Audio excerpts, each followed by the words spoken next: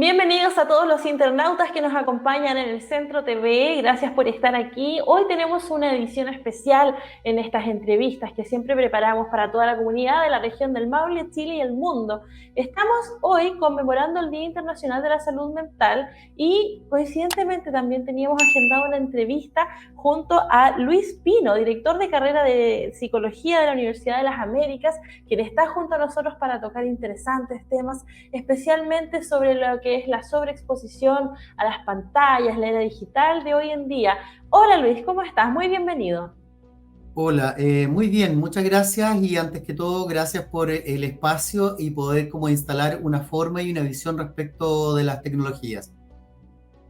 Muchas gracias por estar con nosotros, por querer tocar estos temas que muchas veces parecieran ser conocidos, pareciera ser que todos los manejamos, pero en realidad muchas veces es mucho más profundo, mucho más preocupante incluso, y por eso estamos contigo, un experto en la materia que puede indagar en esto. Y como les contaba al inicio, esta grabación coincidió con además el Día Mundial de la Salud Mental, ¿cierto? ¿Qué te parece a ti esto?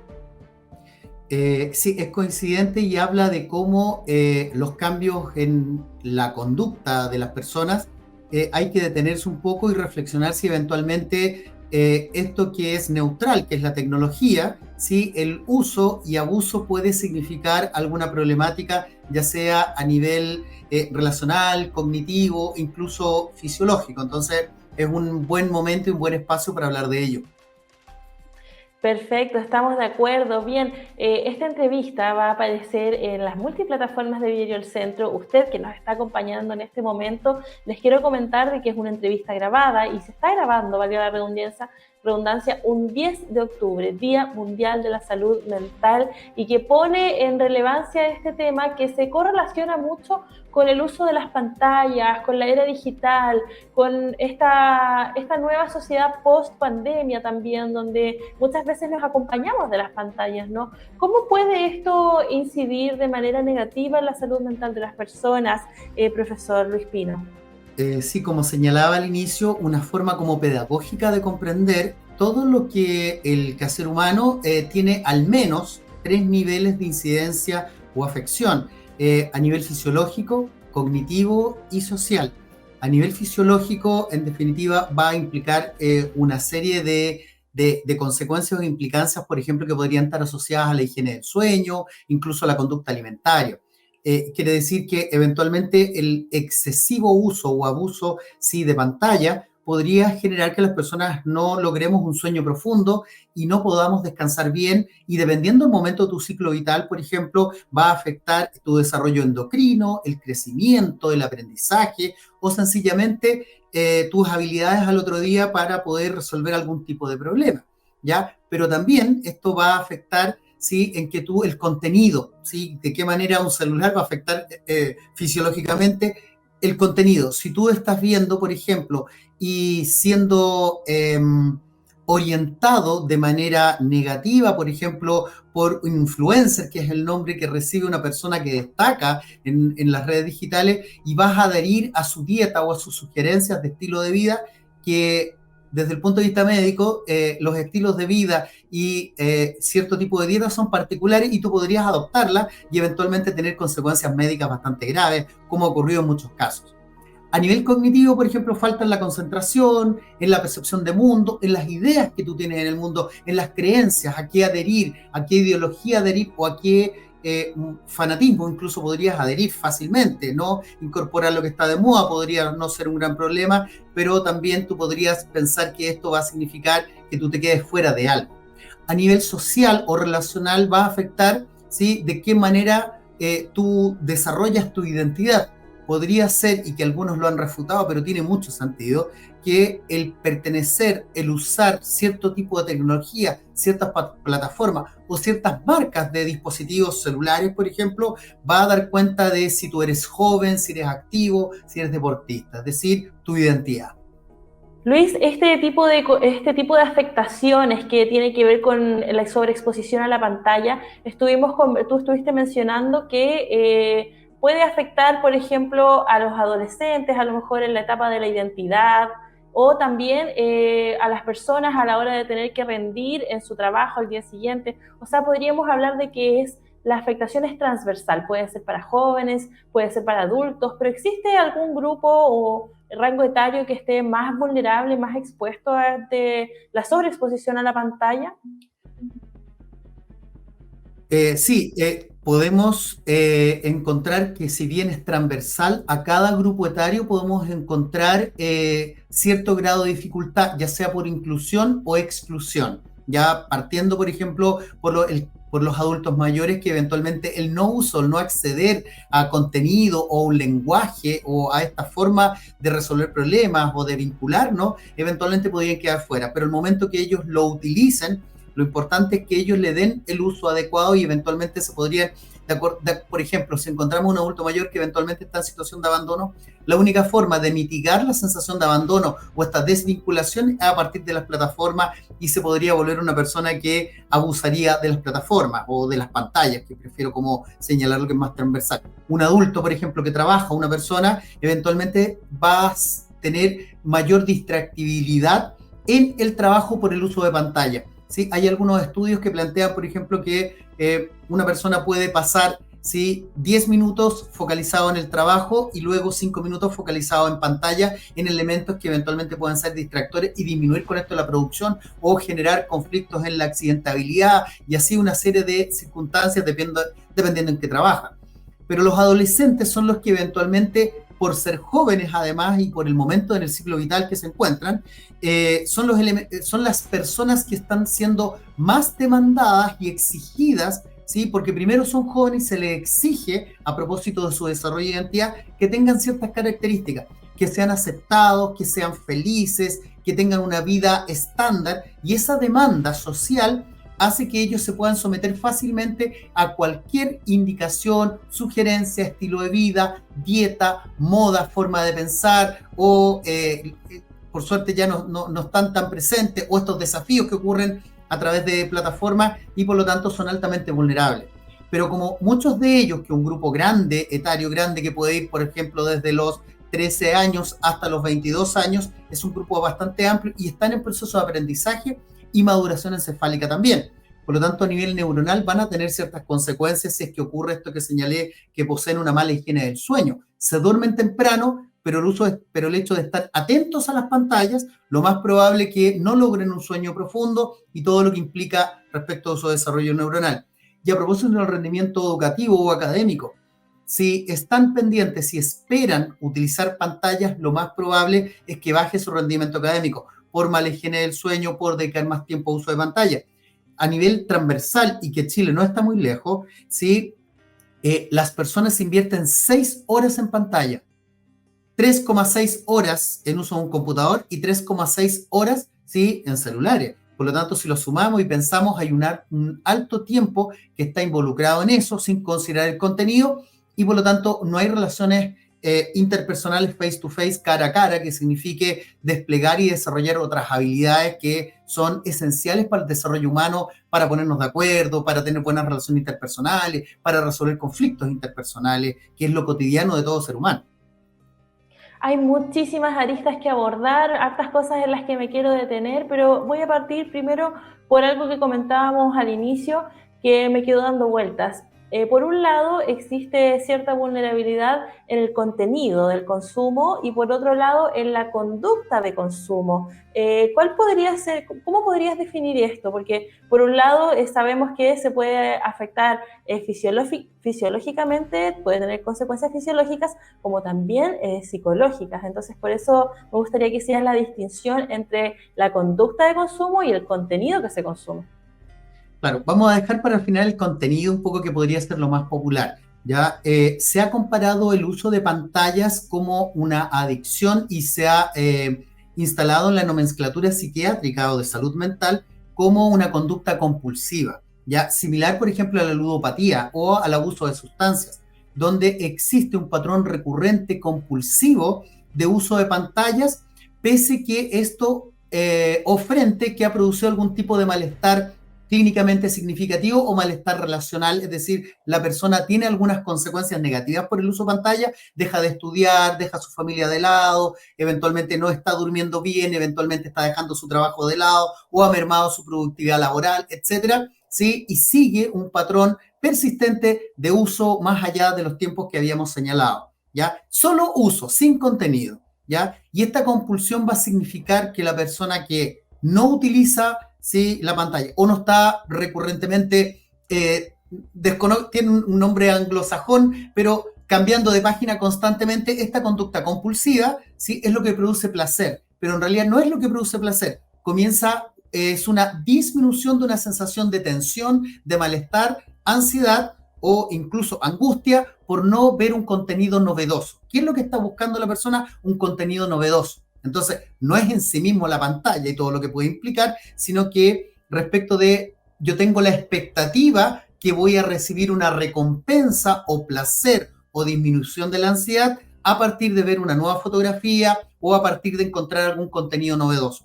Y es similar, ¿sí?, a la conducta compulsiva de un ludópata. En la caricatura, por favor, una persona que está bajando palancas en un casino, donde baja palancas cada vez más compulsivamente bajo la espera que en algún minuto tenga una moneda o logre el objetivo que desea, ¿ya? Entonces es un sujeto que está con altas expectativas y por lo tanto está muy alerta.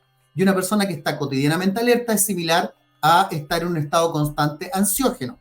Y si una persona está en constante alerta, quiere decir que tiene dificultades para la concentración. Es decir, no se puede concentrar en tarea, compartir con su pareja apropiadamente, por lo tanto va a fallar la memoria en el colegio, va a existir bajo rendimiento, etcétera, etcétera. Parece a veces muy difícil de pesquisar que es el uso de pantalla, pero a veces lo más probable es que bajo rendimiento académico, dificultades interpersonales tenga que ver con esto, ¿ya?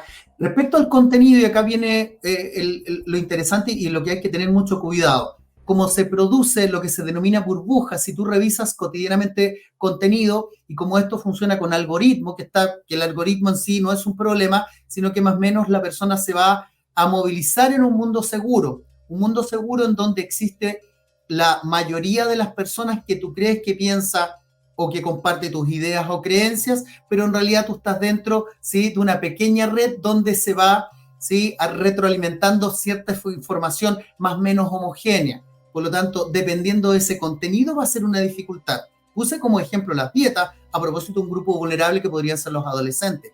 Yo sigo a personas que tienen ciertos estilos de vida y yo soy bombardeado cotidianamente con dietas, ciertos tipos de alimentos, y yo que soy padre o madre de familia, veo en mis hijos que no quiero que engorden porque soy gordofóbico, porque eso es lo que refuerza, ¿sí?, esta burbuja, y yo comienzo a instalar dietas en mis hijos, en menores de edad, en personas que no tienen un desarrollo endocrino apropiado, y comienzo a vulnerarlo fisiológica y médicamente, ¿ya? O también yo comienzo a creer que soy una persona que mi aspecto físico no es muy agraciado, y yo veo personas que se han hecho cirugías plásticas, que se han realizado rinoplastia, y yo comienzo a tener cierta fobia a mi cuerpo. ¿Y qué forma y de qué manera yo voy a poder disminuir esa fobia? Sometiéndome a una cirugía plástica, porque estoy siendo bombardeado, ¿sí?, por datos, datos respecto a la cirugía, estudios respecto a cirugía, o simplemente ofertas de 2x1 de cirugía, ¿no?, usando un ejemplo y una caricatura. Y así una serie de elementos de contenido, ¿sí?, que eventualmente también estarían vulnerando a la persona y generando, ¿sí?, una problemática de abuso del uso de pantallas, tanto la pantalla en sí misma, ¿sí?, como los contenidos de la información que yo reviso.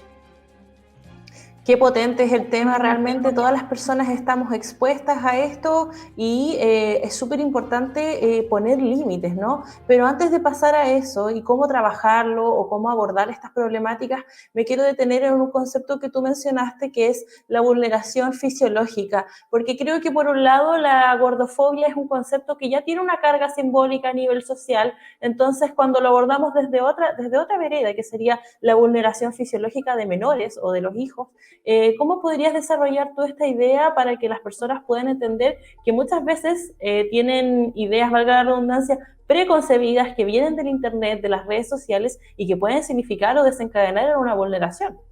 Sí, en el 2023, si yo enciendo un televisor y veo publicidad, ¿sí? La publicidad de moda, por ejemplo, asociada a la ropa, ¿sí? Incluyen una persona, ¿sí? Que tiene otra talla. Tiene un nombre técnico respecto a las tallas, no respecto a la moda. Sin embargo, seguimos promocionando cierta forma, ¿sí? De forma corporal, por decirlo. Por lo tanto, pese que se utiliza como publicidad que existen cuerpos diversos, seguimos instalando un estándar joven, activo y delgado, de todas maneras. Por lo tanto, la gordofobia se puede pensar que es una persona que expresa rechazo a personas con otras tallas. Eso podría ser a nivel superficial, que sí conceptualmente refiere a esto. Pero un nivel más complejo aún, o más invisible o invisibilizado, es que la gordofobia es el propio sujeto que rechaza su cuerpo, sin eventualmente poseer un sobrepeso, sino que más bien la persona tiene una fobia a aumentar de peso. Y como esto tiene que ver con creencias o muchas veces ideas irracionales o distorsiones respecto a cómo uno se siente, yo veo y siento que mi cuerpo es el apropiado, el adecuado y lo importante, el aceptado, ¿no? Y aquí viene la otra edad. Sin embargo, como yo temo engordar, me someto a dietas y busco estrategia. Y esto eventualmente puede ser una escalada. Yo parto con dietas y siento que no me funcionan, pese que efectivamente contengo la talla esperada y comienzo a someterme y hacer caso a cualquier tipo de información. Si yo comienzo a seguir indicaciones respecto de cómo debe ser mi cuerpo, ¿sí? Esto es una escalada. ¿Ya? En definitiva, yo comienzo a sentir que no he tenido los resultados o que eventualmente en cualquier momento a futuro, ¿sí? Yo puedo cambiar mi talla y aumentar de peso, que podría ser lo no deseado. Y comienza en esta escalada, como aumenta la ansiedad y la persona está en un estado de desesperación y quiere una solución temprana, cualquier tipo de publicidad o cualquier tipo de persona que va a decir a mí me funciona la dieta o sigue este estilo de vida o bebe agua durante un mes y no te va a pasar nada, lo más probable es que yo lo escuche y tenga el mismo peso que un profesional nutriólogo o nutrióloga, ¿sí? Que van a describir o prescribir una forma determinada de funcionamiento. Por lo tanto, yo puedo seguir a cualquier persona que incluso por broma puedo decir, consume esta dieta y te va a hacer bien y solamente es una broma. Sin embargo, yo no logro comprender eso y puedo seguir eso. Y eso es complejo. Profesor, ¿usted se atrevería a afirmar de que la sobreexposición a las pantallas deforma o altera la percepción de la realidad? A propósito de la temática anterior, sin duda, por ejemplo, un trastorno alimenticio es una distorsión del propio cuerpo y de los demás, por lo tanto, el uso excesivo, el contenido de las pantallas distorsionan la realidad y aquí podemos dar otros ejemplos a propósito del conflicto palestino-israelí, ¿sí? La sobreexposición a información violenta y que eventualmente no violenta en sí misma, porque ese no es el tema, sino que eventualmente que se asuma que esto puede significar una tercera guerra mundial, una catástrofe, un problema acá. Lo más probable es que yo voy a tomar mi auto, ¿sí? Y me voy a ir a las bencineras a llenar el estanque y voy a llevar unos barriles para llenar de combustible porque siento que eventualmente esto va a empeorar. Esto se expresa, por ejemplo, cuando partimos con la pandemia, ¿sí? Que era tal el nivel de exceso de información y mucha desinformación donde muchas personas declaraban usa esta vacuna, consume estas gotitas, consume ortiga, etcétera, etcétera, ¿sí? Y las personas era tal nivel de desesperación que seguíamos cualquier tipo, ¿sí? De indicación de personas no apropiadas, ¿ya? Por eso en algún minuto a diario en nuestro país aparecían los representantes de la salud y de la política pública, los ministros y la ministra, declarando cómo íbamos a funcionar y qué debíamos hacer y reforzamos para que siguiéramos los canales adecuados. Sin duda, la desinformación y el contenido y el uso excesivo de las pantallas, porque ponemos la resolución de un problema en la pantalla, produce una distorsión de la realidad y existen muchas evidencias respecto de esa distorsión y ejemplos por lo demás. Bueno, un ejemplo también sobre lo mismo de la pandemia podría ser el desabastecimiento de mascarillas, que también apenas comenzó la pandemia, se acabó el alcohol gel, se acabó la mascarilla, es un claro ejemplo de ello. Yo quisiera preguntarle también sobre cuáles podrían ser las alternativas de tratamiento, de soluciones, cómo se podría mitigar esto, a lo cual todas las personas nos encontramos tan expuestas y particularmente, por ejemplo, aquellas personas que por un tema laboral tienen que verse expuestos a la pantalla. Y antes de pasar a responderme eso, quisiera que pudiéramos aclarar que cuando hablamos de exposición a las pantallas, hablamos no solamente del teléfono, ¿no? Hablamos del computador, hablamos de la televisión. Sí, televisión, computador, tablet, celular, ya, todo eso, ya. Cada vez menos la televisión, eventualmente cada vez menos los celulares, sino más bien que el celular es una herramienta que era un teléfono de un principio y satisface y resuelve una serie de otras necesidades. Yo que soy más antiguo les digo teléfono, ya, pero lo más probable que una persona compre un dispositivo como el teléfono, no para llamar por teléfono, sino para funcionar con todos los otros elementos aditivos que eran complementarios frente al principal que era el teléfono. Entonces existe una transformación de la cultura, una transformación de las herramientas. ¿Ya? Entonces, Claro. Respecto de qué es lo que podemos hacer, hay dos niveles, ¿ya? Al menos dos niveles. Un nivel desde el punto de vista de la política pública y la salud mental, en donde las personas no todos podemos acceder a lo que implica la salud mental frente eventualmente a una circunstancia compulsiva o una adicción a las pantallas o un exceso de exposición. Y el otro nivel, ¿qué es lo que puedo hacer yo como ciudadano, como madre, como padre que estamos criando, por ejemplo, pensar que podría ser es el grupo eventualmente más vulnerado a propósito de la relación de dependencia de un adulto responsable? ¿Ya? Si vamos a detectar que hay una conducta compulsiva, voy a decir una obviedad, lo obvio y lo lógico es que yo consulte a un profesional de la salud mental y señalar que al parecer tengo un uso excesivo y me he comenzado a dar cuenta o indicado por terceras personas que esto está generando problemas familiares, de pareja, de aprendizaje, de rendimiento académico, de rendimiento laboral, etc. Y ahí consultar y eventualmente, dependiendo del grado de complejidad de esto, el tratamiento sí puede llegar incluso a tratamiento medicamentoso que podría ser similar a lo que produce un tratamiento por adicciones o ludopatía, en donde lo que se maneja es la ansiedad que produce la ausencia y el no logro de lo deseado, como este ejemplo que yo estoy esperando ver cierto contenido o estoy esperando un mensaje, ¿no? Porque llega el mensaje y disminuye la ansiedad. Hay una pequeña latencia, incluso de segundos, no me llega un mensaje o no hay un video nuevo y aumenta la ansiedad, y la ansiedad sería lo que eventualmente podríamos trabajar y tratar también. Desde el punto de vista como desde la crianza, en el colegio, es una paradoja porque las pantallas son solo herramientas, ¿ya? El problema somos nosotros los seres humanos que llevamos a un nivel excesivo todo tipo de cosas, ¿ya? Entonces, los niños menores de 5 años, y en esto yo me alineo con la salud mental, no deben usar las pantallas. Sin embargo, la realidad chilena plantea, ¿sí? La realidad chilena es que la mayoría de los niños y niñas son criados por madres solteras o solas o únicas crianzas, y ahí hay una dificultad, porque la crianza implica una serie de demandas, ya una madre que estaba en pandemia estaba criando y estaba trabajando al mismo tiempo, entonces se requiere, entonces surge el uso de pantallas como un buen elemento atenuante de la demanda.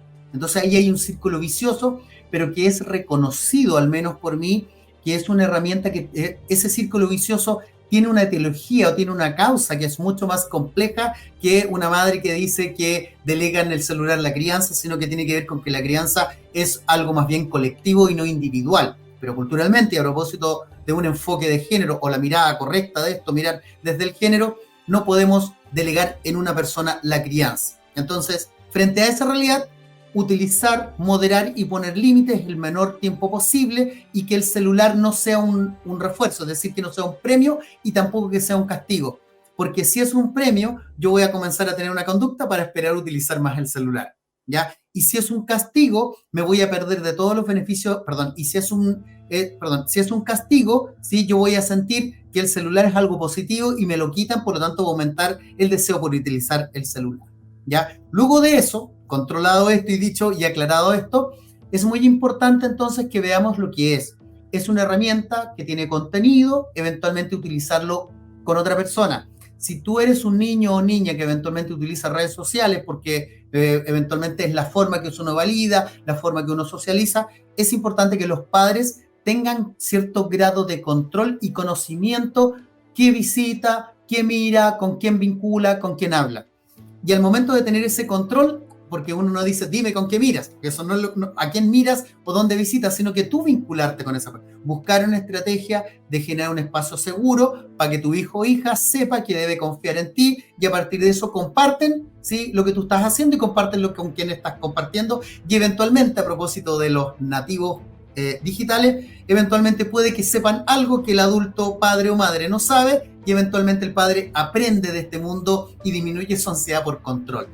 También vicariamente, es decir, tú eres un ejemplo para tus hijos, no utilizar excesivamente las pantallas y poner toda la resolución de problemas en el contenido que puedas encontrar en una pantalla, desde recetas, desde cómo criar, desde qué hacer, etcétera. Si lo pones allí, le estás enseñando a otra persona, que es ahí donde debe eventualmente acudir para resolver el problema y no a un adulto responsable y cuidador.